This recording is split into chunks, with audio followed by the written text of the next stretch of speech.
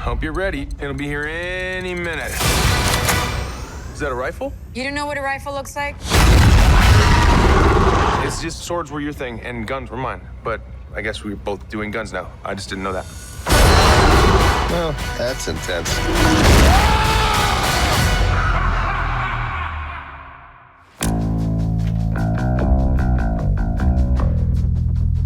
I see it within you. Fear, jealousy, betrayal. It is our duty to cleanse the universe of this weakness. You know, they told me you people were conceited douchebags, but that isn't true at all. Dude! I'm using my wrong eye. The jacket at? I cannot remember. I think somewhere. Oh, that's short. Jamal Finkley, Black Tree TV. Thank you. So here we are again, man. I really just smile when I look at your career because I think back, it was like 15 years ago when you first made that debut on WCW. I mean, I know you was in Ohio Valley before, and now like 5 years ago we see you in a film, and now you headlining these big Guardian of the Galaxy movies, and your character is just growing and even spilling into Infinity War. How does it feel when you look at was kind of like a short period of time where you went from there to here and had all this success in multiple? It feels good. It feels really good, and I think a lot of people don't really realize under what conditions I left wrestling, but there wasn't easy conditions. It was hard for me to leave behind, but I left because I was really limited as far as my opportunities within the company. And when you're with the company, you can't do stuff outside the company. And so it was hard for me to leave, but I gave my notice and I left. And I barely worked for 3 years.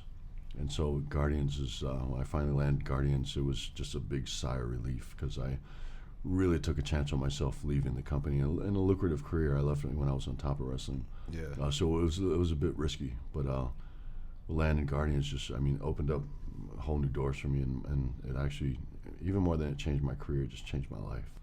And I know you started from humble beginnings and left home at a young age and all of that. So you had a lot of success in wrestling, but when you had this 3 years of not working, did you think you was secure enough to keep it on, or were you second guessing that decision at that time? Or? No, I never second guessed that decision, but it was scary, because I had finally come to a point in my life, and it was later. I started, much later in my life. I didn't even go into wrestling until I was 30, and so I'd really obtained, a huge amount of success in wrestling. So it was scary leaving, but I never second guessed it because I've always been the type of person to follow my heart. I do what I think is right. I do, and I believe in myself. So it was scary, but at the same time, I always kept in the back of my head is, I know how to be poor. I've been poor my whole life. So it wasn't terrifying. If I went back to my humble beginnings, I was okay with that. But at the same time, I'm a dreamer just like everybody else, man. So I just wanted, I wanted to succeed. I wanted to chase my dreams. I want my life to mean something.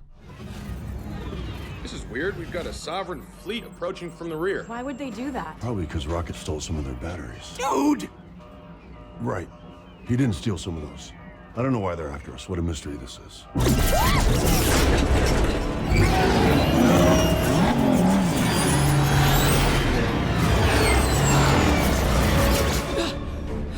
What were you thinking? Dude, they were really easy to steal. That's your defense? Come on, you saw how that high priestess talked down to us. Now I'm teaching her a lesson. Oh, I didn't realize your motivation was altruism. It's really a shame the Sovereign have mistaken your intentions and are trying to kill us. Exactly. I was being sarcastic. Oh no, you're supposed to use a sarcastic voice. Now I look foolish. Can we put the bickering on hold until after we survive this massive space battle?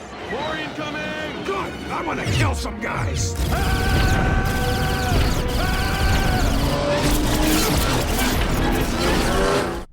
I remember the days when The Rock was an anomaly coming out of wrestling, being this big star, and now you've held your own for sure in Spectra and this and everything else you have going on.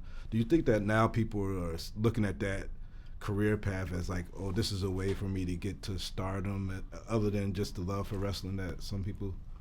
I think some people will look at it like that. I think, the reason that Well, first of all, The Rock he's the exception to the rule. I mean, he's on a whole different level as far as entertainers go. I mean, he's made it even, farther than most movie stars will make it.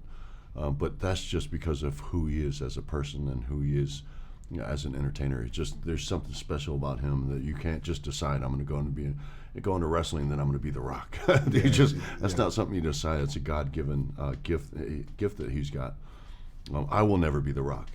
But the thing is I left under different conditions and with a different path. I didn't want to be a movie star. I wanted to be an actor, and that's where my passion was, and that's what I pursued. And this is all kind of a byproduct of me wanting to be a better actor. And that's, when I looked at Drax as a role, I didn't look at it as an action role, as an action hero role. I look at it as an acting role, basically to get a chance for me to show, a different side of me, a different acting range. And that's how I looked at it, and that's how I pursued it, and that's how I pursued my whole career.